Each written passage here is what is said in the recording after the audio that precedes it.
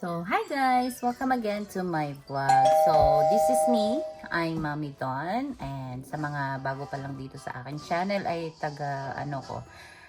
nandito ako ngayon sa Winnipeg, Manitoba. And almost 4 years na kami. Next month magpo 4 years na kami dito.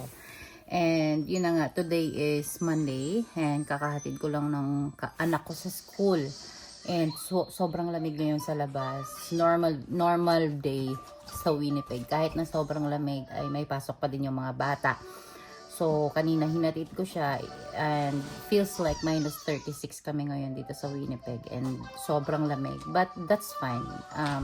Ganun talaga. So I'm just going to make this video quick kasi napanood ko lang yung video ni Randy Boy. Nasa Alberta pa lang sila, is lagi ako nanonood sa kanya, and hindi naman kasi ako ganun kasikat na vlogger, no, and kung mapansin man niya, but I commented already sa last video niya about sa processing, kasi lumipat sila dito sa Manitoba, so nasa Crystal sila, and that is 2 hours away from here sa Winnipeg siguro. So yeah, and yun na nga yung problem nila about sa permit nila. And yun, based lang sa kaalaman ko, kailangan ng 6 months work experience, I think. Kasi nung nag-process kami ay nag-gain muna ako ng 6 months work experience any job dito sa Winnipeg, but that was 2022 nung dumating kami. Naka 6 months agad ako, nag-apply kami kaagad, and then nabunot din kami kaagad nun. So I don't know today kung ano yung processing talaga, but hindi talaga kailangan ng proof of funds. So ang concern nila and yung sa friend niya ay sa proof of funds. So nung time na nag-process kami ay akala ko din na kailangan ng proof of funds, kasi nag-aalala ko, student yung asawa ko, malaki yung nagastos namin sa plane ticket pa lang namin, sa agency pa lang namin noon, sa processing pa lang, sa medical, as in naubos lahat ng savings namin ng asawa ko. And then as in, sobrang laki ng gasto. So, expected talaga na pagdating namin dito is wala na talaga kaming pera. So, bago ako nag-apply noon, nagtatanong-tanong ako sa mga kasama ko na nag-apply na ng PR kung kailangan ba talaga ng proof of funds. Kasi yun talaga yung pinaka-concern ko, kasi wala na kaming pera, guys. Tapos noon, sinabi nila na di na kailangan ng proof of funds basta hindi ka express entry. So yun yung pagkakaalam ko lang. Correct me if I'm wrong sa mga nandito din sa Manitoba na nag-process, kung kailangan din ba ng proof of funds yung mga express entry. But sa akin is hindi kami express entry, yung regular na processing lang amin, and hindi naman na-require ng proof of funds yung amin. As in, zero balance yung account ko, guys, kasi nung time na yun isa ako lang yung nag-work. And then sabi ko, paano kaya ito? Kasi syempre nung una is hindi ako naniniwala, kasi syempre kinakabahan din ako, wala kaming pera. And then ang pinasa ko lang sa IRCC noon ay yung bank statement ko na walang laman, but doon pumapasok yung sahod ko. So yun ang kailangan nila, na makita kung saan pumapasok yung sahod mo, kasi yun yung magiging proof of funds mo, is yung work mo.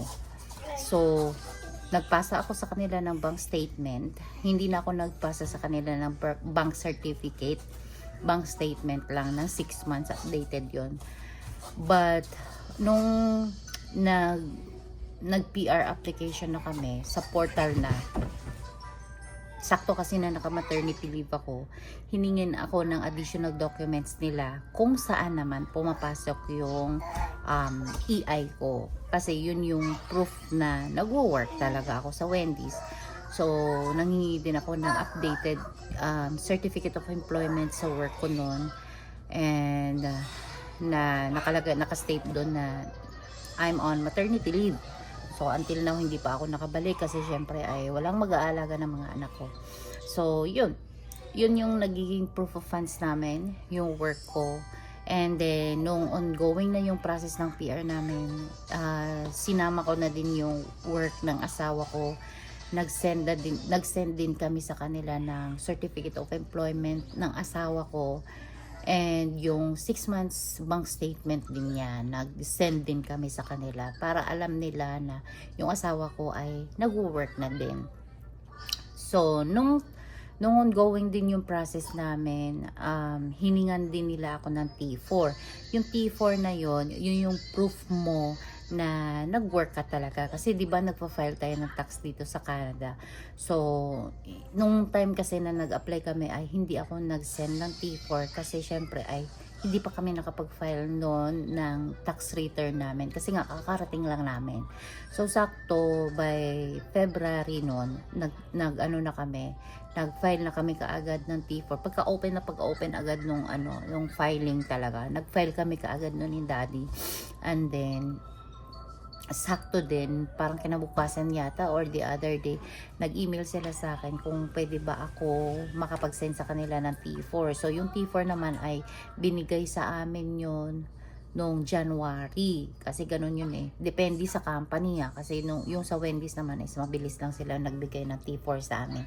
So, yung company yung magbibigay sa inyo noon ng T4 every January or February basta before mag-file ng tax.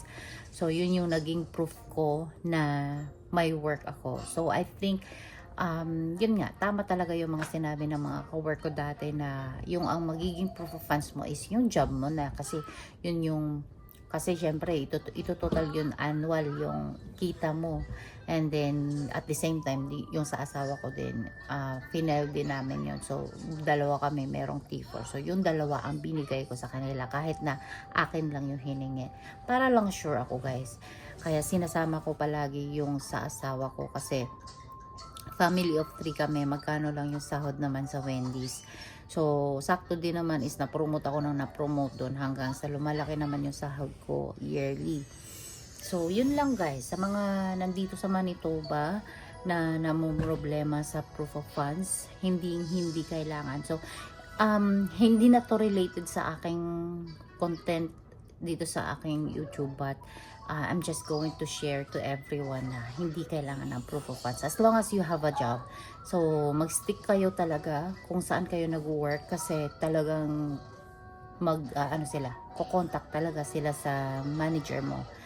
And yung sa case naman sa akin ay talagang pinakita sa akin yun ng manager ko kung ano yung mga question nila, totoo ba na nagtrabaho ako, ilang months na ako nag-work, so mga ganun.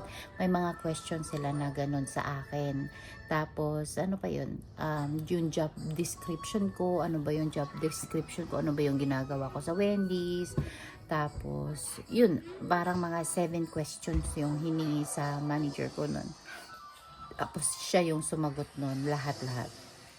So, make sure na ang ibibigay ninyo na email, pag nag-apply kayo, ay yung email ng manager ninyo. Kasi sila yung mag-uusap, yung IRCC ay direct na mag-i-email sa kanila.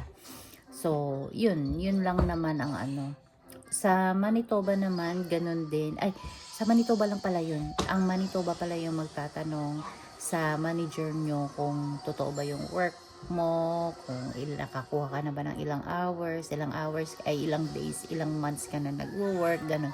Yung Manitoba, bago ka nila bibigyan ng LAA. So, ganun yung sa amin dati. Kasi yung akin naman, isakto lang ako sa points namin nun guys. 771. Yung cut-off nila is 771. So, sakto na bunot ako nun.